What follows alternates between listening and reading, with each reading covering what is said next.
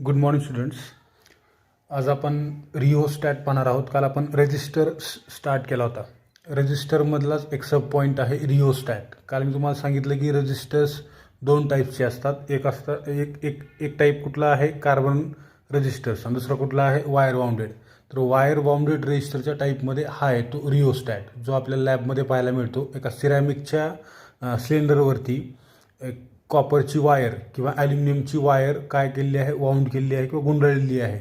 अशा प्रकारे तुम्हाला इमेज दिसत असेल, ते इमेज दाखवतो मी तुम्हाला याच्यामध्ये. तर त्याला म्हणतो आपण रिओस्टॅट. बघा, रिओस्टॅट काय आहे तर आपल्याला माहीत आहे की कार्बन रजिस्टर्स हे कसले रजिस्टर्स आहेत, फिक्स्ड रजिस्टर्स आहेत, ज्यांचा रेजिस्टन्स हा फिक्स्ड असतो. एकदा कंपनीमधून त्यांना मॅन्युफॅक्चर केलं 5000 ओहमसाठी, तर तो कायमस्वरूपी 5000 ओहम एवढाच रेजिस्टन्स आपल्याला काय करतात, प्रोव्हाइड करतात. पण असे काही केसेस आहेत ज्या ठिकाणी आपल्याला व्हॅरिएबल रेजिस्टन्स लागतो. फॉर एक्झाम्पल, समजा आपण फॅन घेतला. आपल्या घरामधला जो इलेक्ट्रिक फॅन आहे, त्या इलेक्ट्रिक फॅनचं स्विच आहे, त्या स्विचवरती आपल्याला किंवा त्या नॉबवरती आपल्याला असं पाहायला मिळेल 1 2 3 4 5 आणि 6 आणि नंतर ऑफ असेल. बरोबर आहे. म्हणजे आपल्याला जो फॅनचा स्पीड आहे तो कमी किंवा जास्त करण्यासाठी आपण काय करतो, तो नॉब रोटेट करतो. बरोबर आहे. म्हणजे याचा अर्थ काय, नॉब आपण 2 वर रोटेट केला, याचा अर्थ काय झाला, त्याचा रेजिस्टन्स 1 पेक्षा कमी झाला. 1 वर नॉब ज्यावेळेस होता त्यावेळेस फॅनचा स्पीड एक पर्टिक्युलर होता. फॉर एक्झाम्पल, समजा आपण कन्सिडर केलं की एक 100 RPM होता. बरोबर आहे. परंतु ज्यावेळेस मी नॉब 2 वर रोटेट केला त्यावेळेस काय झालं की मला फॅनचा स्पीड हा 200 RPM भेटला. म्हणजे एका मिनिटाला तो आता 200 रिव्होल्युशन्स परफॉर्म करत आहे. म्हणजे याचा अर्थ फॅन फास्ट फिरत आहे.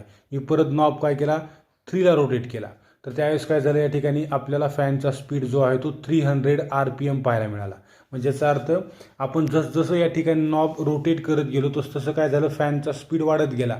मग फॅनचा स्पीड कधी वाढला, ज्यावेळेस त्याला large amount of current pass झाला as compared to previous situation और कंडिशन. या सिच्युएशनमध्ये त्या फॅनला जेवढा करंट भेटत होता त्याच्यापेक्षा जास्त करंट या ठिकाणी भेटत आहे, त्यापेक्षा जास्त करंट इथे भेटत आहे.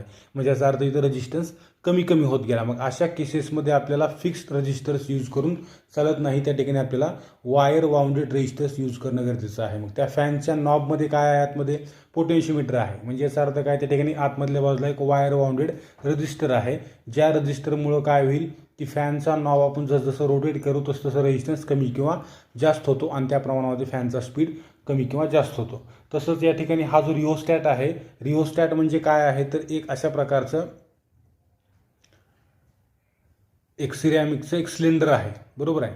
आणि याच्यावरती काय केलेलं आहे तर वायर गुंडाळलेली आहे. एक ती कॉपरची असू शकते किंवा ॲल्युमिनियमची. आपल्याला किती प्रमाणामध्ये रेजिस्टन्स पाहिजे त्याच्यानुसार ती वायर आपण या ठिकाणी यूज करू शकतो, किंवा टंगस्टन किंवा आणखी कुठल्याही मटेरियलची असेल तर याच्यावरती गुंडाळलेली वायर, त्याला काहीतरी रेजिस्टन्स आहे पर सेंटीमीटर किंवा पर मीटर, ओहम पर सेंटीमीटर किंवा ओहम पर मीटर, त्यानुसार आपण त्या ठिकाणी वायर तिथं यूज करतो. बघा काय म्हणले त्यांनी, adjustable resistors used in applications that require adjustment of current or resistance in an electrical circuit. अशा प्रकारचे रजिस्टर्स कुठे यूज केले जातात तर ज्या इलेक्ट्रिकल नेटवर्कमध्ये आपल्याला रेजिस्टन्स किंवा इलेक्ट्रिक करंट ॲडजस्ट करायचा असतो त्या ठिकाणी आपण अशा प्रकारचे वायर बाउंडेड किंवा रिओस्टॅट काय करतो, यूज करतो. Rheostat can be use to adjust potential difference between 2 points in circuits and change the intensity of lights and control the speed of motors etcetera. रिओस्टॅटचा यूज काय आहे तर एखाद्या मोटरचा स्पीड कंट्रोल करणे. म्हणजे याचा अर्थ काय, फॉर एक्झाम्पल फॅनच्या आतमध्ये मोटरचा आहे, त्या मोटरचा स्पीड कमी किंवा जास्त करण्यासाठी आपण रिओस्टॅटचं आत्ता एक्झाम्पल पाहिलं. त्याच्यानंतर समजा लाईटचा फोकस आहे, आपल्याला असे पण काय बल्ब मार्केटमध्ये अवेलेबल आहेत ज्यांचा फोकस आपण कमी किंवा जास्त करू शकतो. याचं रिझन काय आहे तर त्याच्या आतमध्ये रेजिस्टन्स आपण कमी किंवा जास्त केलं तर त्याचा फोकस कमी किंवा जास्त होतो. जसं की आपल्या मोबाईलमध्ये आपण पाहतो की आपल्या टॉर्चची जी इंटेन्सिटी आहे ती आपण कमी किंवा ब्राईटनेस कमी किंवा जास्त करू शकतो. तसं त्याचा अर्थ काय होतो की रेजिस्टन्स कमी किंवा जास्त झालं तर त्या टॉर्चची लाईट काय होते, कमी किंवा जास्त होते. बरोबर आहे. मग किंवा कुठल्या तरी 2 पॉईंटमधला जो पोटेन्शियल डिफरन्स आहे, ए आणि बी समजा 2 पॉईंट आहे, त्या दोघांच्या मध्ये असणारा जो पोटेन्शियल डिफरन्स आहे तो पोटेन्शियल डिफरन्स आपल्याला ॲडजस्ट करायचा आहे. तर त्या केसमध्ये देखील आपण काय करतो, अशा प्रकारचा वायर बाउंडेड रेजिस्टन्स यूज करतो. It's resistive element can be a metal wire or ribbon, a carbon film or conducting liquid or depending upon the application. आता याच्या त्या रिओस्टॅटच्या आतमध्ये वापरलेली जी वायर आहे ती वायर असू शकते किंवा रिबन असू शकते किंवा कार्बन फिल्म असू शकते. कार्बन फिल्म कशा प्रकारची, तर आपली जी फोटो फिल्म आहे तशाच प्रकारची एक कार्बन फिल्म देखील असते, ती देखील या ठिकाणी यूज केली जाते. त्या स्ट्रीपवर जर समजा आपण तो वरचा पॉइंटर स्लाईड केला तर त्या ठिकाणी रेजिस्टन्स काय होतो, कमी किंवा जास्त होतो. म्हणजे या ठिकाणी कार्बन फिल्म असू शकते, वायर असू शकते किंवा रिबन असू शकते किंवा लिक्विड देखील असू शकते.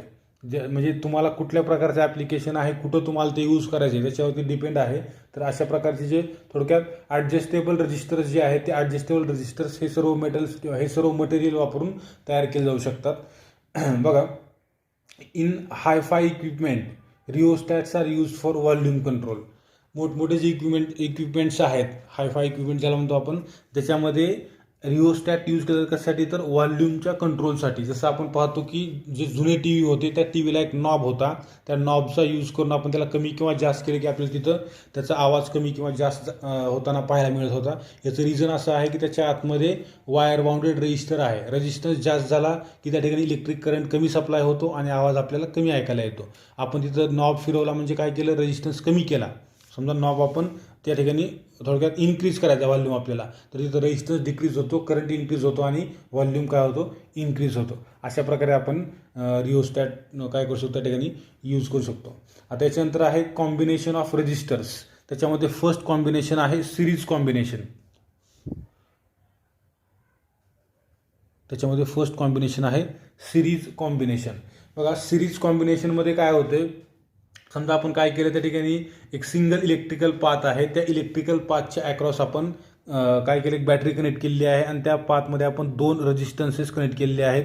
हा समजा R1 आहे आणि हा सेकंड R2 आहे आणि हा एकाच पाथच्या अलॉंग दोन्ही पण कनेक्टेड आहेत आणि त्याच्या अक्रॉस आपण एक बॅटरी कनेक्ट केलेली आहे.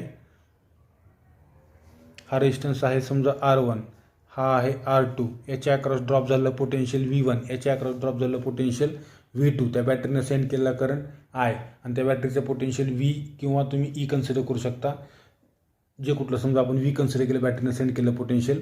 बघा काय काय म्हणलं मी, या ठिकाणी सिरीज कॉम्बिनेशनमध्ये आपण काय केलं, सिरीज कॉम्बिनेशन जे आहे रजिस्टरचं, त्या ठिकाणी आपण काय केलं, सिंगल इलेक्ट्रिकल पाथ दाखवलेला आहे. त्याच्या तिथं आपण 2 रेजिस्टन्सेस कनेक्ट केलेले आहेत आणि त्याच्या अक्रॉस एक सोर्स ऑफ इलेक्ट्रिसिटी आहे.